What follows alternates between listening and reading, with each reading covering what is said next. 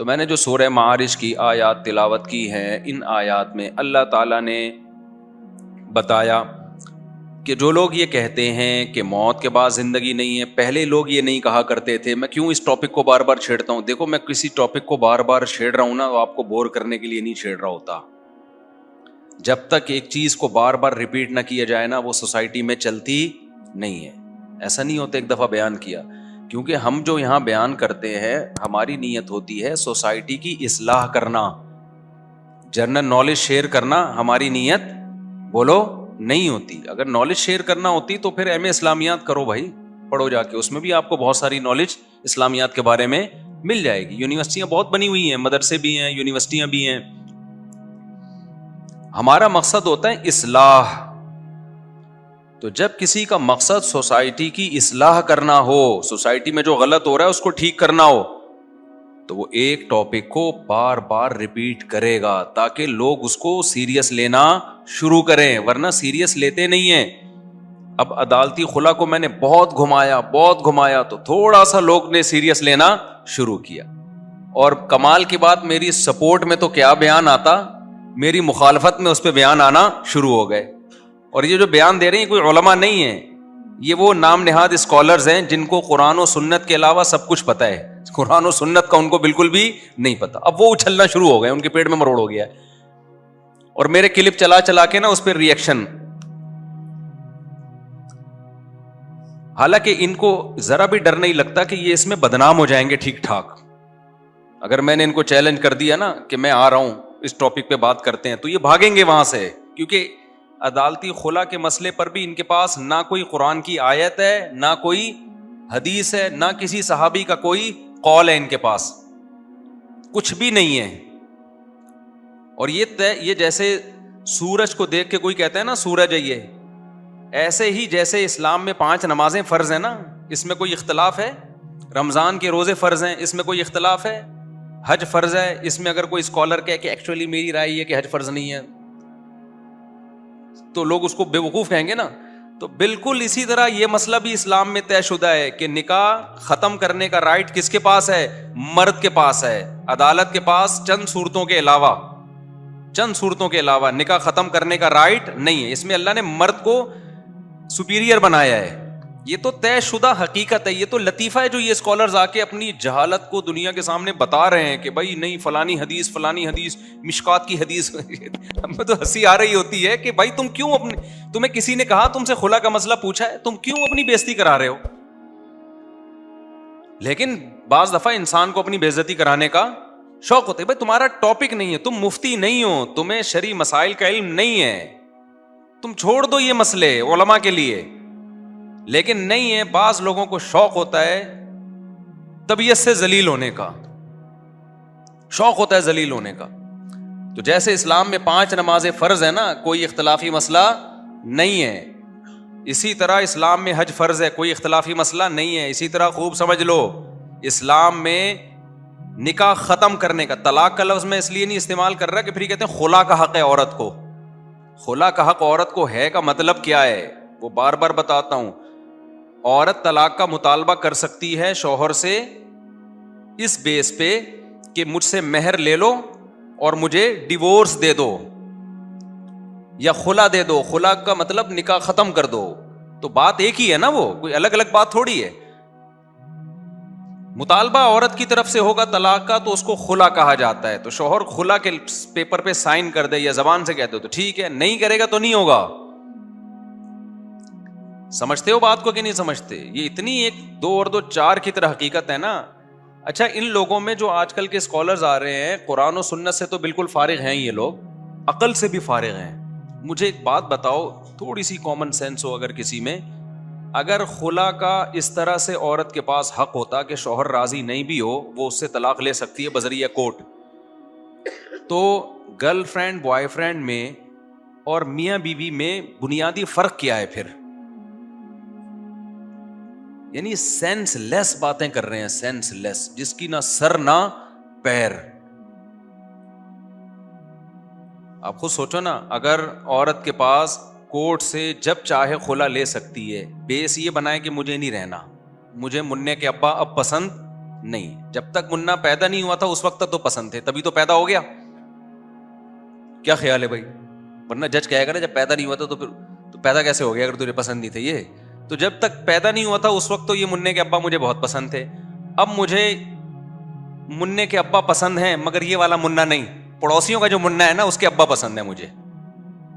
یہ جو آج کل کے اسکالرز آ رہے ہیں نا, مشہور اسکالر, میں نام نہیں لیتا اب اس کا, وہ تو سب کو پتہ ہی ہے, انہوں نے آج کل اس مسئلے کو بلا وجہ اپنے آپ کی اپنی بےزتی کرانے کے لیے بلا وجہ اس مسئلے کو میڈیا پہ چلانا شروع کر دی ہے. کوئی ایک حدیث بھی نہیں ہے اس پہ بھائی جو جس خلا کی آپ بات کر رہے ہو, کیونکہ اس کا سیدھا سیدھا مطلب یہ ہوا کہ جیسے ڈیورس کا حق مرد کے پاس ہے, یعنی نکاح ختم کرنے کا حق مرد کے پاس ہے, اسی طرح کس کے پاس ہے؟ عورت کے پاس. فرق صرف یہ ہے کہ مرد خود دے سکتا ہے, عورت کورٹ سے لے سکتی ہے. تو اس کا مطلب کہ کورٹ کے پاس بھی حق ہے کہ آپ کی بیوی کو طلاق دے سکتے ہیں, یعنی جج کے پاس بھی حق ہے کہ جیسے وسیم بھائی اپنی بیوی کو طلاق دے سکتے ہیں ایسے ہی ستار بھائی بھی دے سکتے ہیں آپ کی بیوی کو طلاق, بشرطے کہ وہ جج ہوں. یہ مطلب نکلا کہ نہیں نکلا؟ یعنی اب اگر مجھے کسی کی بیوی کو طلاق دینی ہے تو میں جج بن جاؤں, بہترین حل ہو گیا کہ نہیں ہو گیا؟ کیا خیال ہے؟ پاگل ہیں, خدا کی قسم یہ لوگ پاگل ہیں. جب ہم دیکھتے ہیں نا یوٹیوب پہ ان کی کلپ اور نیچے لوگوں کے کمنٹس کے وہ کیا ہے, ایک ہی آدمی ہے جو سب کو للکار رہا ہے, تو میں حیران ہوتا ہوں یار تم بھی جاہل ہو اور تمہارے جو پیر و مرشد ہے وہ تم سے بھی بڑا کیا ہے؟ فارغ ہے, بالکل ہی فارغ ہے. تو یہ ایک مسئلہ نہیں ہے, درجنوں مسائل میں پھینکتے چلے جاؤ, پھینکتے چلے جاؤ, پھینکتے چلے جاؤ, کوئی پوچھنے والا نہیں ہے. زیرو علم ہے ان لوگوں کے پاس. تو اگر مجھے, میں وہ بات کمپلیٹ کر دوں, اگر یہ میں اس لیے بار بار ریپیٹ کر رہا ہوں کہ اب بولنے سے نا بات اٹھنا شروع ہوئی ہے, اور میں اس ٹاپک کو زیادہ بولتا ہوں جس میں دوسرے علماء کچھ بھی نہیں بول رہے ہوتے, تو پھر مجھے بہت بار بار بولنا پڑتا ہے تاکہ اٹھے یہ مسئلہ قوم میں, لوگوں کو پتا چلے ایسے خلا نہیں ہوتا, فیملی سسٹم تباہ ہو رہا ہے. پتا ہے آپ کو ایک کوئی واقعہ سناتا ہوں میں. میرے پاس ایک ملک سے فون آیا, میں کنٹری کا نام نہیں بتاؤں گا تاکہ ان کے گھر کا مسئلہ لوگوں کے سامنے نہ آئے. فون آیا, پہلے میرے جو ہے نا اسسٹنٹ کا فون آیا کہ وہ ایک بندہ بہت ہی پریشانی میں آپ کو کال کر رہا ہے اور فلاں سے نا ملا کے بہت ضرورت ہے اس کو. میں نے کہا ٹھیک ہے میری بات, میں اس وقت جاپان میں تھا, میں نے کہا جی بات کرائیں. تو مرد نے کہا کہ بھائی میری جو وائف ہے نا اس نے اسکالر کا بیان سنا ہے, وہ جو مشہور اسکالر ہیں کا بیان سنا ہے, اور کہا ہے کہ عورت کو بھی اللہ نے خلا کا حق دیا ہے, میں کورٹ سے جب چاہوں خلا لے سکتی ہوں. اگرچہ بلا وجہ خلا لینا انہوں نے کہا ناجائز ہے, مگر خلا لیں گی تو ہو جائے گا.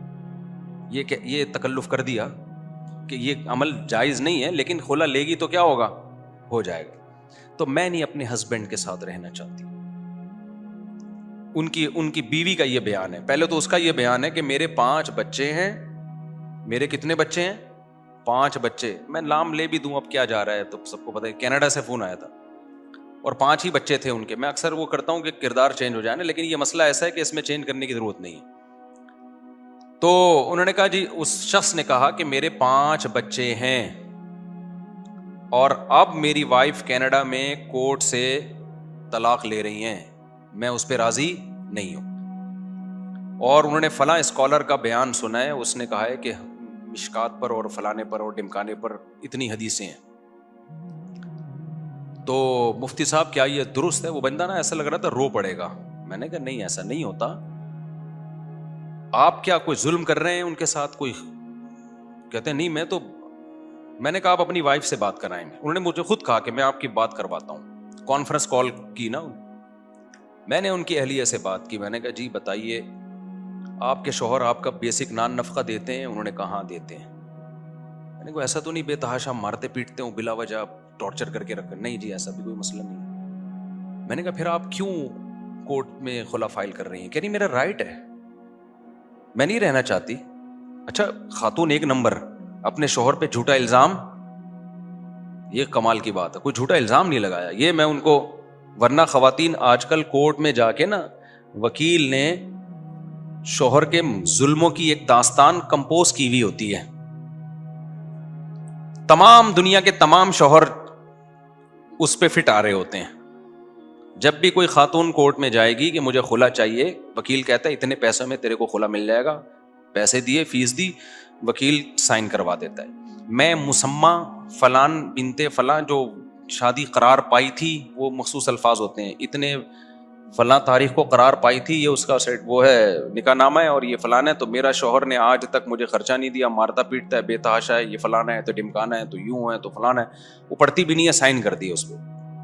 لیکن اس خاتون کی میں سچ گوئی کو، حق گوئی کو داد دوں گا، انہوں نے کہا نہیں میرے شوہر میں کوئی خرابی نہیں، صرف ایک اشکالات تھے کہ جی مورگیج پہ جو ہے نا انہوں نے گھر لیا ہوا ہے، تو میں نے کہا وہ تو ان کا ہیڈ ایک ہے نا، مورگیج پہ گھر لیا ہوا ہے، جائز ناجائز، یہ آپ کے تو بنیادی حقوق ادا کر رہے ہیں نا۔ اب 40 سال کے بعد مرد اگر سفید بالوں کو کالا کرتا ہے، کوئی عورت خلا کہہ سکتی ہے کہ میرا میاں ناجائز کر رہا ہے، بالوں کو کیا کر رہا ہے، کالا کر رہا ہے، نئی فلم آئی ہے بالی ووڈ کی وہ دیکھ رہا ہے، غلط کر رہا ہے بھائی، پرانی بھی غلط دیکھ کے غلط کر رہا ہے، نہیں بھی، لیکن یہ کوئی بیس تھوڑی ہے۔ میں نے کہا آپ کے بیسک حقوق، بیسک کا مطلب اس لیے یہ قید بڑھائی جاتی ہے کہ تھوڑی بہت اونچ نیچ تو ہر گھر میں ہوتی ہے، بیسک حقوق۔ میں نے کہا جی پورے کر رہا ہے۔ میں نے کہا پھر آپ کے لیے تو خلا آپ لیں گی، وہ خلا ہوگا ہی نہیں، کلعدم ہے، شوہر کے پاس رائٹ ہے ڈیورس دینے کا، آپ شوہر کو راضی کر لیں، اگر آپ نہیں رہنا چاہتی وہ دے دے تو ٹھیک ہے، نہیں دے تو اسی کے ساتھ رہیں، بلا وجہ تو خلا مانگنا بھی حرام ہے، یہ تو آپ کے لیے تو مانگنا ہی حرام ہے، لیکن اگر پھر بھی آپ کا موڈ نہیں ہے رہنے کا، نہیں سمجھ میں آ رہا آپ کو، تو اس کو ریکویسٹ کر لیں، اگر وہ دینی ہوگی دے دے گا، نہیں دینی ہوگی بھائی شوہر ہے۔ تو انہوں نے وہی اسکالر کا نام لے لیا کہ جی وہ فلاں اسکالر کا سنا ہے اور وہ تو کہہ رہا ہے۔ میں نے کہا وہ اسکالر ہے، وہ عالم نہیں ہے، اسکالر بھی نہیں ہے، اسکالر کے پاس بھی نا کوئی پراپر نالج ہوتی ہے، ایک کچھ نہ کچھ ایک کورس کیا ہوا ہوتا ہے، کوئی پڑھا ہوا ہوتا ہے۔ وہ نے کہنے کی نہیں، جب وہ انہوں نے تو حدیث کے ریفرنس، میں نے کہا خدا کی قسم غلط ریفرنس صحیح ہے لیکن وہ حدیثوں میں وہ مضمون نہیں ہے جو وہ بیان کر رہا ہے، ترجمہ ہی دیکھ لو آپ۔ کہہ رہی نہیں تو حنفیوں میں پروپیگنڈا کیا ہوا ہے نا، حنفیوں نے یہ مشہور کیا ہوا ہے کہ ایسے خلا نہیں ہوتا، حنفیوں نے مشہور کیا ہوا ہے۔ بھائی قرآن و سنت میں صحابہ تابعین ائمہ اربعہ کا مذہب ہے، یہ حنفیوں کا نہیں ہے، حنفیوں نے کبھی اسی لیے کہ قرآن و سنت کا ہے۔ ایسے ایسے آج کل پروپیگنڈے ہو رہے ہیں نا۔ تو میں نے اس خاتون سے کہا، میں نے کہا دیکھیں یہ نہیں ہوگا خلا، آپ اگر کہیں اور نکاح کریں گی نا اس بیس پہ، وہ خالصتاً زنا ہوگا، بدکاری ہوگی، اللہ کے عذاب سے ڈریں آپ ایک آج کے اسکالر کو فالو کر رہی ہیں قرآن و سنت سمجھنے میں، آپ کو نہ ابو حنیفہ سمجھ میں آ رہے، نہ امام شافعی، نہ امام مالک، نہ امام احمد، اتنے بڑے بڑے مجتہدین محدثین، کچھ بھی نہیں ہے، تو آپ کا گھر ٹوٹ رہا ہے۔ وہ بندہ رو رہا تھا، رونے والی آواز بنی ہوئی تھی اس کی، کہہ رہا ہے میرے 5 بچے ہیں، میرا گھر ٹوٹ رہا ہے۔ یہ میں آپ کو بتا رہا ہوں کہ اس کے سائیڈ افیکٹ کی ایک مثال، جبکہ ایسی سینکڑوں مثالیں ہیں۔ سمجھ میں آ رہی ہے بات کہ نہیں آ رہی ہے؟ سینکڑوں مثال، اچھے بھلے گھر کیا ہو رہے ہیں، ٹوٹ رہے ہیں اس پہ۔ میں اس خاتون پہ بدگمان نہیں ہوتا، مجھے نہیں پتا کہ وہ کیوں خلا لے رہی ہیں۔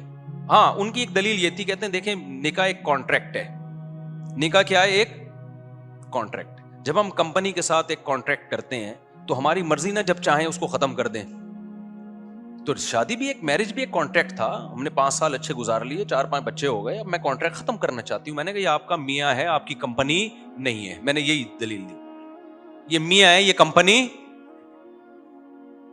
سمجھ میں آ رہی ہے بات کہ نہیں آ رہی؟ بس یہ کہا اور پھر وہ کچھ کہ میں نے لائن کاٹ دی، مجھے غصہ آنے لگا تھا۔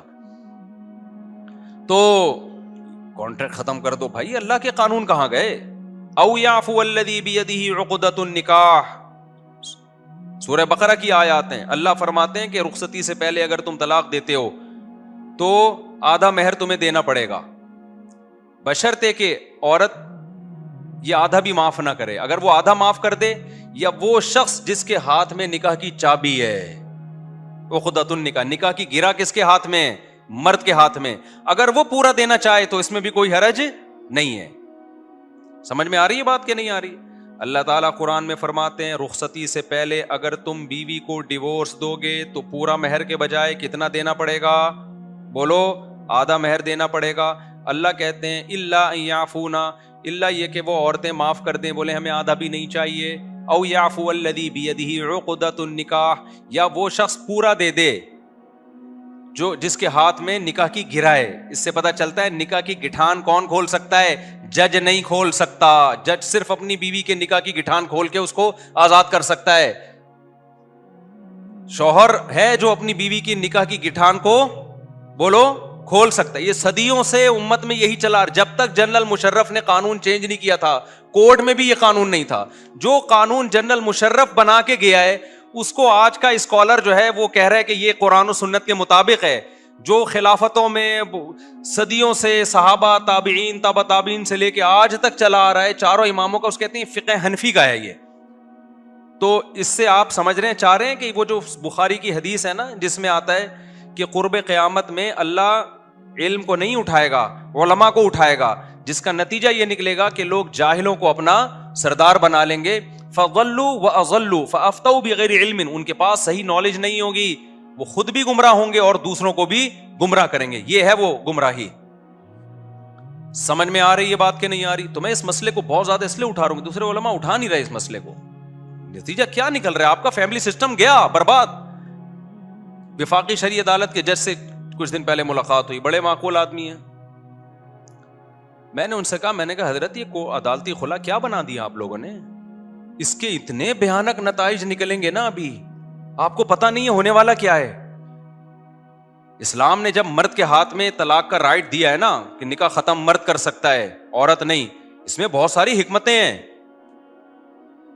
اس پر تو میں کئی بار بیان کر چکا ہوں کہ مرد کے پاس طلاق کا حق کیوں ہے, یہ عورت کے پاس کیوں نہیں ہے. اس میں عورت ہی کا فائدہ ہے, عورت ہی کا فائدہ ہے اس میں.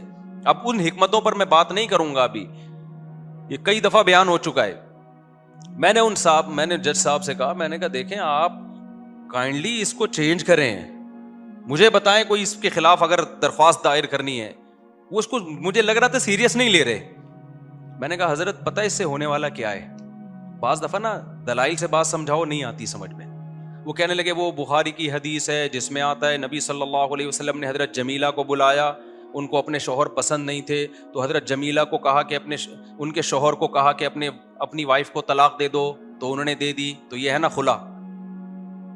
میں نے کہا ان کے شوہر طلاق دے رہے ہیں, ادھر کون طلاق دے رہا ہے؟ یہ تو خود نبی نے نکاح ختم نہیں کیا, حالانکہ وہ پیغمبر تھے, ان کو پتا تھا طلاق کا حق کس کے پاس ہے, شوہر کے پاس ہے. ادھر بھی شوہر کو بلا کے مشورہ دیا جا رہا ہے. وہ آرڈر بھی مشورے کے معنی میں تھا. جیسے قرآن میں بعض صیغے آرڈر کے ہیں لیکن وہ حکم کے معنی میں نہیں ہے, یعنی وجوب کے معنی میں نہیں ہے, وہ مشورے کے معنی میں ہے. جیسے نبی صلی اللہ علیہ وسلم نے صحابہ کو حکم دیا نا کہ تعبیر نخل نر اور مادہ کھجوروں کو نہیں ملایا کرو, ان کے پھولوں کو. تو آپ نے فرمایا یہ میرا کوئی وجوبی حکم نہیں ہے, کیونکہ دنیا کا معاملہ ہے نا یہ کہ کس نے اپنی بیوی کو رکھنا ہے, کس نے چھوڑنا ہے, کس نے نر مادہ کھجوروں کے پھولوں کو ملانا ہے, نہیں ملے تو دنیاوی معاملہ ہے. تو اس لیے نبی نے فرمایا ان اذا امرتکم بشیء فاتقوا اللہ ما استطعتم, جب میں دنیا کے معاملے میں کوئی حکم دوں تو جب دین کے معاملے میں حکم دوں تو اللہ سے ڈرو, اور جب دنیا کے معاملے میں حکم دوں تو تم مجھ سے زیادہ بہتر جانتے ہو. دیکھو ایک اور مثال میں اس کی دوں. حضرت بریرہ رضی اللہ تعالی عنہا کسی کی غلام تھیں, باندی تھیں. آپ لوگ کی توجہ ہے, بور تو نہیں ہو رہے؟ کچھ علمی موضوعات سے لوگ بور ہونا شروع ہو جاتے ہیں. حضرت بریرہ جو تھی نا, حضرت بریرہ یہ غلام تھیں, باندی تھیں. ان کی شادی ہوئی تھی کسی شخص سے, حضرت مغیث رضی اللہ تعالیٰ عنہ سے. یہ حضرت مغیث کی بیوی تھیں اور اپنے مولا کی باندی. اسلام میں مولا اپنی باندی سے ریلیشن قائم کر سکتا ہے, جو سیکشول ریلیشن ہوتا ہے, لیکن جب اس کی شادی کرا دے تو پھر اس سے وہ ریلیشن قائم نہیں کر سکتا.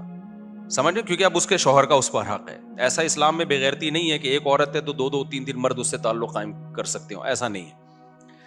اب اسلام نے عورت کو یہ رائٹ دیا ہے, جو باندی ہے نا باندی, اس کا شوہر اس کو 2 طلاقیں دے گا تو نکاح مکمل ختم ہو جائے گا, کیونکہ باندی پر مرد کو ملکیت آدھی آتی ہے. لہذا 3 طلاق دینے کی ضرورت نہیں ہوتی نکاح سے نکالنے کے لیے. 2 سے بھی نکاح, اب 1.5 ہونا تو 1.5 چاہیے, لیکن طلاق 1.5 ہوتی نہیں ہے, تو 2 طلاقوں سے کیا ہو جائے گی, وہ 2 طلاقوں سے ہی نکاح مکمل ختم ہو جاتا ہے. اب جب باندی آزاد ہوتی ہے نا تو مرد کو اس پر ایک اور طلاق کا حق آتا ہے کہ اب 2 سے نہیں بلکہ 3 طلاقوں سے آزاد ہوگی ہے. تو اب مرد کی ملکیت اس پہ بڑھ رہی ہے نا. جب بڑھ رہی ہے تو شریعت باندی کو آپشن دیتی ہے کہ تم اس پرانے نکاح کو باقی رکھنا چاہو تو باقی رکھو, ختم کرنا چاہو تو بولو ختم کر دو. اب سمجھو بات کو. ہوا یہ کہ نبی صلی اللہ علیہ وسلم یعنی جب ان کے مولا نے ان کو آزاد کیا حضرت بریرہ کو، جب حضرت بریرہ کو آزاد کیا تو حضرت بریرہ کے پاس اسلام کے قانون کی روح سے طلاق کا حق آ گیا. کیوں؟ شوہر کو 2 کے بعد 3 کا اختیار بڑھ رہا ہے نا، ملکیت بڑھ رہی ہے شوہر کی. تو باندی کے پاس رائٹ ہو گیا کہ اب اپنے پرانے نکاح کو چاہو تو باقی رکھو، چاہو تو اس کو ختم کر دو. حضرت بریرہ نے ارادہ کیا کہ میں اپنے نکاح کو ختم کرتی ہوں. حضرت مغیث جو تھے نا، جو حضرت بریرہ کے شوہر تھے، وہ عشق کی حد تک اپنی بیوی سے محبت کرتے تھے. بہت زیادہ ان کو محبت تھی اپنی زوجہ سے. وہ بہت سخت ڈپریشن میں، ٹینشن میں چلے گئے. ہمارے نبی صلی اللہ علیہ وسلم نے حضرت بریرہ کو حکم دیا، وہاں بھی آرڈر کا صیغہ ہے کہ تم ان سے نکاح کر لو. انہوں نے فرمایا یا رسول اللہ، یہ آپ کا آرڈر ہے یا مشورہ ہے؟ سمجھ رہے ہیں؟ فرمایا مشورہ ہے. حالانکہ صیغہ وہاں بھی آرڈر کا تھا، لیکن ظاہر ہے کس نے کس سے نکاح کرنا ہے نہیں کرنا، نارملی تو یہ انسان کی پرسنل لائف ہے نا. تو ہمارے نبی کی عادت نہیں تھی کہ ان چیزوں میں کسی پہ کو فورس کریں. ایک واقعہ ہمیں ملتا ہے کہ نبی صلی اللہ علیہ وسلم نے حضرت زینب کو حکم دیا کہ وہ زید ابن حارثہ سے نکاح کریں. اس میں حکمتیں تھیں، کیونکہ اللہ تعالیٰ چاہتے تھے منہ بولے بیٹے کی جو بیوہ ہے نا اس کو لوگ حلال سمجھے، حرام نہ سمجھے، اس کی مطلقہ کو لوگ حلال سمجھے. لیکن نارملی جہاں بھی دنیا کے معاملات میں آرڈر نبی کا آئے گا تو وہ آرڈر لازمی نہیں ہوگا، وہ مشورے کے طور پر آرڈر ہوگا. تو نبی نے حضرت بریرہ کو حکم دیا کہ تم ان سے دوبارہ نکاح کر لو. حضرت بریرہ نے فرمایا یا رسول اللہ، یہ آپ کا حکم ہے یا مشورہ ہے؟ فرمایا مشورہ ہے. فرمایا میں نہیں مانتی اس مشورے کو. تو نبی ناراض بھی نہیں ہوئے. سمجھ رہے؟ نبی صلی اللہ علیہ وسلم ناراض بھی نہیں ہوئے کہ بھئی ٹھیک ہے، تو تمہارا جب اللہ نے تمہیں رائٹ دیا ہے کہ نہیں رہنا چاہو تو ہم تھوڑی زبردستی کریں گے تم پہ.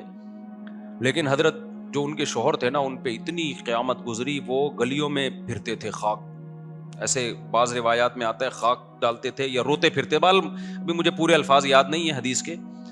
بہت زیادہ روتے پھرتے تھے وہ گلیوں میں اپنی بیوی کو یاد کر کے. اور ادھر لوگ سفارش کرتے تھے بریرہ سے، بھئی تمہارا میاں اتنی محبت کر رہا ہے، کر لو ان سے نکاح. وہ کہتی نہیں. وہی بات ہے نا، مجھے آپ بالکل بھی پسند.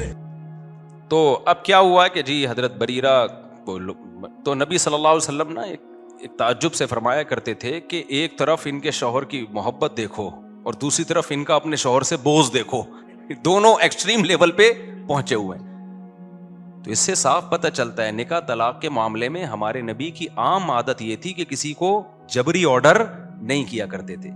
تو حضرت جمیلہ جو حضرت ثابت کی بیوی تھیں، وہ ایک رات گزرنے کے پاس نبی صلی اللہ علیہ وسلم کے پاس آئیں. صحیح بخاری کی حدیث ہے اور اس حدیث کا عنوان ہے اول خلع فی الاسلام. اسلام میں سب سے پہلا خلا کا واقعہ.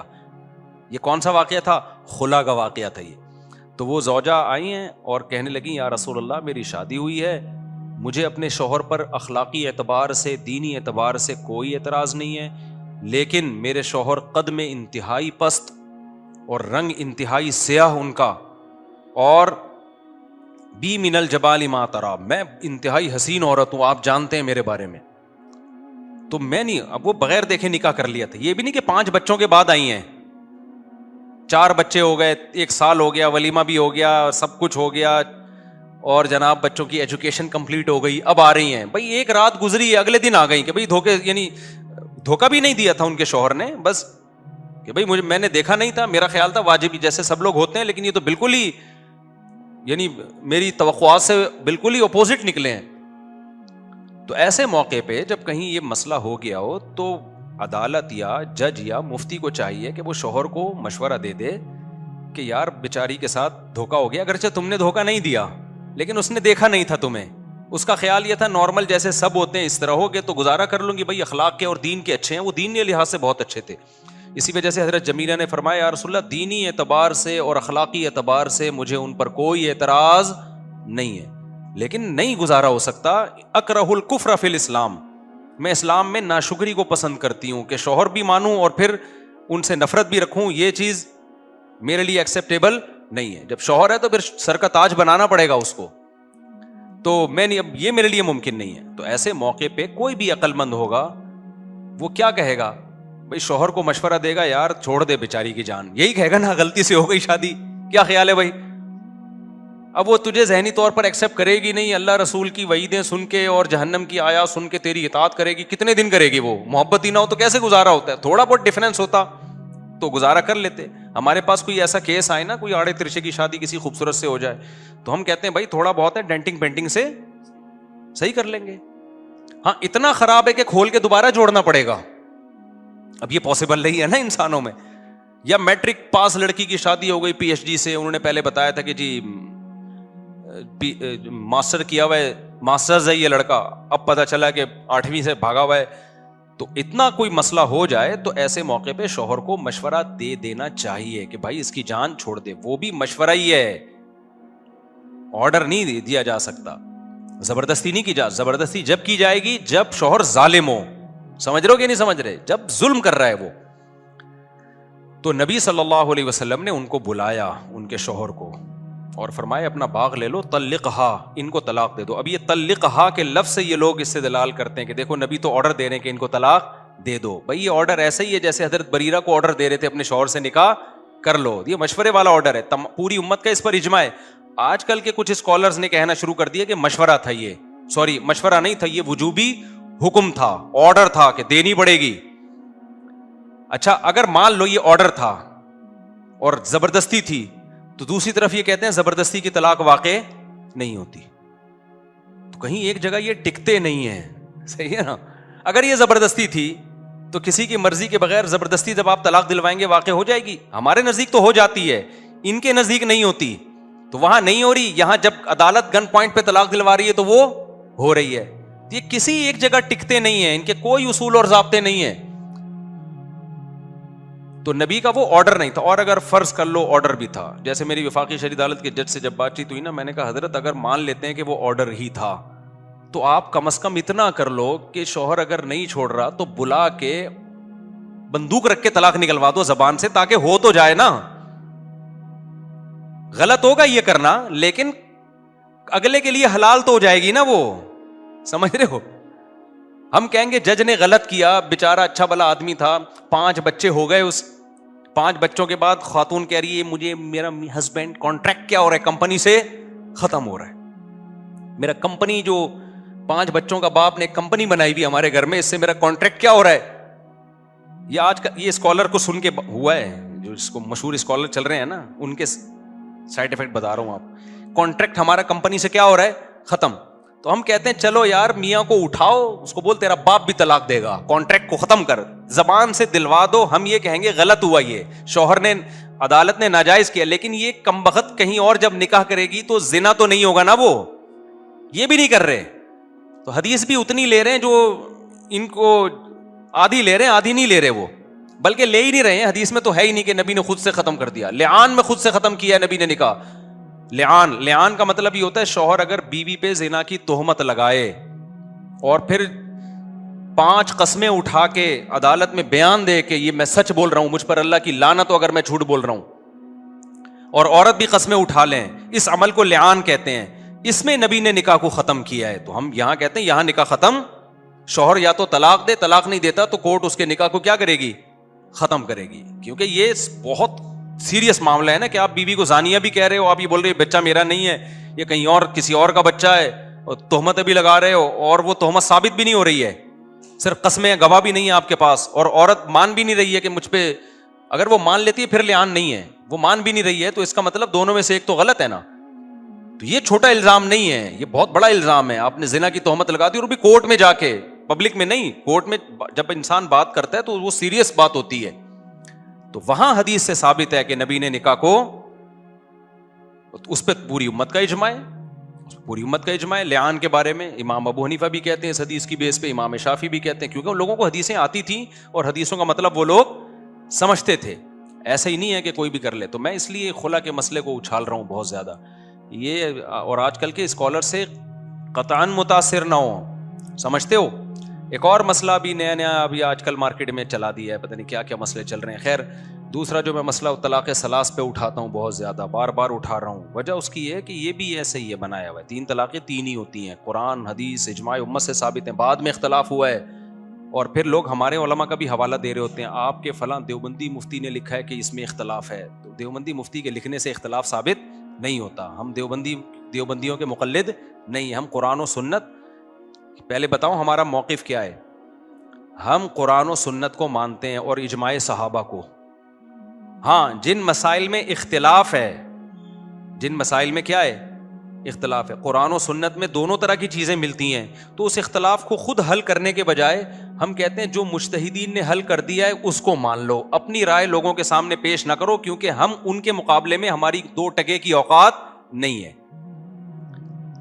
اب چونکہ ان میں 4 امام ہیں جنہوں نے اس پہ کام کیا ہے اختلافی مسائل میں, اور اختلاف وہیں ہوتا ہے جہاں دلائل دونوں طرف ہوتے ہیں, تو ہم یہ کہتے ہیں کہ ان میں سے کسی ایک کو فالو کر لو, دوسرے کو بھی ٹھیک سمجھو. یہ بہترین موقف ہے بھائی جو ہمارا ہے, سمجھتے ہو, اور یہی علماء دیوبند کا موقف ہے. باقی یہ تھوڑی کہ ہم نے کوئی علماء دیوبند کا کلمہ پڑھا ہے کہ کسی دیوبندی مفتی نے کچھ بھی لکھ دیا تو ہمارے خلاف حجت پہ پیش کر رہے ہو. یہ تو کہاں سے ثابت ہے بھائی, ہم خود اس سے, اور ہمارے علماء دیوبند کا بھی یہی موقف ہے. اگر ہم دیوبندی کا مطلب یہ ہوتا کہ ہمارے اکابر نے جو لکھ دیا وہ پتھر پہ لکیر بن گیا, تو میرے شیخ تو مفتی رشید احمد صاحب تھے, میں ان سے باقاعدہ بیعت تھا, آسن الفتاوی میں ان کے چند مسائل سے ہم نے اختلاف کیا ہے. سمجھتے ہو کہ نہیں سمجھتے, ہم نے ان سے اختلاف کیا ہے.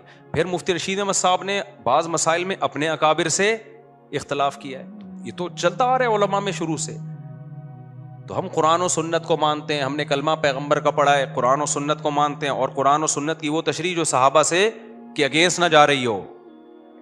اور پھر بھی کئی اختلاف ہوگا اگر, تو اس میں ہم مجتہدین کو فالو کرتے ہیں, آج کل کے اسکالر کو فالو نہیں کرتے. حالانکہ ہمارے پاس ان اسکالر سے زیادہ علم ہے, پھر بھی ہم کہتے ہیں ان کے مقابلے میں اپنی رائے کو چھوڑ دو, کیونکہ ان میں غلطی کا, لوگ کہتے ہیں ان میں غلطی کا بھی تو امکان ہے. ان میں جب غلطی کا امکان ہے تو آپ میں غلطی کا امکان ان سے زیادہ ہے. تو جس میں غلطی کا کم امکان ہے اس کو فالو کیا جائے گا, تو ان میں کم امکان ہے. اب اس میں ادھر ادھر جا کے کلابازیاں کھانے سے بہتر ہے ایک فقہ کو فالو کرو, دوسرے کو کیا سمجھو, ٹھیک سمجھو. یہ امت کو جوڑنے کا طریقہ ہے, اس کے علاوہ منجن کے علاوہ کچھ بھی نہیں ہے. میں نے ابھی جامعۃ الرشید پہ ایک ولاگ بنایا ہے, اس میں ایسے ایجوکیٹڈ کوالیفائڈ لڑکوں کا میں نے انٹرویو لیا ہے جن کو ہم درس نظامی پڑھا رہے ہیں, میں پڑھا رہا ہوں, دیگر ٹیچرز پڑھا رہے ہیں. تو میں نے اس ولاگ میں یہ بتایا ہے کہ بتاؤ کیا مدرسوں میں ہم منجن بیچ رہے ہیں؟ اگر یہ منجن بک رہا ہے قرآن و سنت کے نام پہ, تو اتنے ہائی کوالیفائڈ لڑکے ہم سے عالم بن کے کیوں جا رہے ہیں؟ میرے شاگردوں میں ایسے لڑکے ہیں جو آرمی میں, پاکستان نیوی میں کمیشن آفیسر گئے ہیں. میرے شاگردوں میں MBBS ڈاکٹر ہیں, PhD بھی ہیں, ماسٹرز کیے ہوئے بھی, IBA سے پڑھے ہوئے, لم سے پڑھے ہوئے, اور آپ کے اللہ بھلا کرے کون سی یونیورسٹی ہے جہاں کا پڑھا ہوا آدمی ہمارا شاگرد نہیں ہوگا. وہی سلیبس پڑھا رہے ہیں جو ہم بچوں کو پڑھا رہے ہیں, وہی وہاں بھی پڑھا رہے ہیں, اور وہی. تو YouTube پہ بیٹھ کے منجن کی باتیں کرنا بہت آسان ہے, لیکن کبھی آپ ملو ہم سے, تم نظر سے نظر ملاتے تو بات کرتے نہ مسکراتے, تو اختلافات ہوتے رہتے ہیں, آنا جانا تھا, آتے جاتے تو آ بھی جاؤ کہ ہم بلاتے ہیں, تم بلاتے اور ہم نہ آتے تو. یہ یاد کر لو, شعر بہت خاندانی ہے. اب میں اپنے اصل ٹاپک کی طرف آتا ہوں. کیا کریں یار, تمہیدیں لمبی ہوتی جا رہی ہیں نا, فیملی سسٹم بڑھ گیا ہمارا, اس لیے میں اس پہ چیخ رہا ہوں. ابھی دیکھو جاپان میں بار بار وہی ٹاپک آتا ہے نا, جاپان میں سب کچھ ہے, خاندان نہیں ہے, اڑ گئے خودکشیاں بڑھاپے میں ایسی کی تیسی. تو وہی خلا کو جب پروموٹ کرو گے ان اسکالرس کو سن کے کہ عورت کو بھی, یہ کرتے ہیں خواتین کو خوش کرنے کے لیے, اور نیچے خواتین کے بڑے کمنٹس ہوتے ہیں, ایک ہی بندہ ہے جو ہمارے حق میں بات کرتا ہے, وہ آپ کو نہیں پتا ہے, یہ آپ کا بیڑا غرق کرے گا, کیونکہ ابھی تو خواتین کو زیادہ معلوم نہیں ہے, نہ ہمارے یہاں کلچر میں آئی ہے یہ چیز. جب یہ چیز بڑھے گی نا, اچھا عورت کو بھی حق ہے کہ اگر اس کو میاں پسند نہیں ہے تو وہ جا کے کورٹ سے خلا لے لے, تو آہستہ آہستہ یہ چیز کیا ہوگی, بڑھے گی. ذرا سا کوئی شوہر میں مسئلہ آیا, چل بھائی نکل پتلی گلی سے. اس کے بعد کیا ہوگا, میں نہیں کہہ رہا 100% ایسے ہو جائیں گے, لیکن مردوں کو عورت پہ اعتماد آہستہ آہستہ ختم. مرد کو پتا ہوگا کہ یار یہ ابھی بہت اچھی ہے, کل اگر بگڑ گئی تو یہ جیسے میرے پاس ڈیورس کا حق ہے, اور اس میں بھی اللہ نے پابندیاں لگائی ہیں کہ ایک توہر میں ایک طلاق دو, پھر اگلے توہر میں اگلی دو, پھر اگلے توہر میں اگلی دو. تو میرے پاس تو پھر بھی اتنی پابندیاں ہیں, اس کے پاس تو کچھ بھی نہیں, کورٹ میں جائے گی ٹھک کر کے لفافہ پکڑائے گی کورٹ اور پتلی گلی سے نکلو. تو میں تو بڑھ گیا. اللہ نے فیملی سسٹم کو مضبوط کرنے کے لیے مرد کے بھی طلاق کے اختیار کو محدود کیا نا. اس کو اللہ نے بتایا کہ ایک طہر جس میں ہم بستری کر لی اس میں طلاق مت دو, حالت حیض میں طلاق مت دو. کتنی ساری پابندیاں لگا دی. اور ایک طلاق کے بعد کہا کہ رجوع کا حق ہے تاکہ تمہیں اپنی غلطی پر ندامت ہو تو رجوع کر سکو. تو اتنی ساری پابندیاں, جس کے پاس طلاق کا رائٹ تھا اس پر تو اتنی ساری پابندیاں, اور آپ نے عورت کو رائٹ دے دیا, وہ ٹھک کر کے گئی گی. جج نہیں اس سے پوچھے گا کہ اس طہر میں ہم بستری شوہر نے کی ہے کہ بولو نہیں کی ہے. اس میں رجوع کا حق بھی نہیں ہے, طلاق بائن ہوتی ہے, خلا, نکاح ختم. تو یہ لطیفے ہیں جو یہ آج کل اسکالرز آ رہے ہیں نا لوگوں کو ہر مسئلے میں گائیڈ کر رہے ہیں, یہ لطیفوں کی کتابیں ہیں. لیکن یہ کمبخت لوگ کسی عالم کے سامنے بیٹھتے نہیں ہیں. یہ بڑی ہوشیاری ہے ان لوگوں کی. یہ چاہتے ہیں کہ ادھر سے کلپ چلے, ادھر سے کلپ آئے, ادھر سے کلپ آئے, ادھر سے کلپ آئے, تو یہ کلپ بازیوں میں اور زیادہ پھیلیں. تو کبھی بھی کلپ بازیوں سے مسئلے حل نہیں ہوتے. مسئلے حل یہ ہوتے ہیں کہ اگر آپ کی کوئی بات ہے آپ سامنے بیٹھیں تاکہ ہم اسی وقت پکڑیں کہ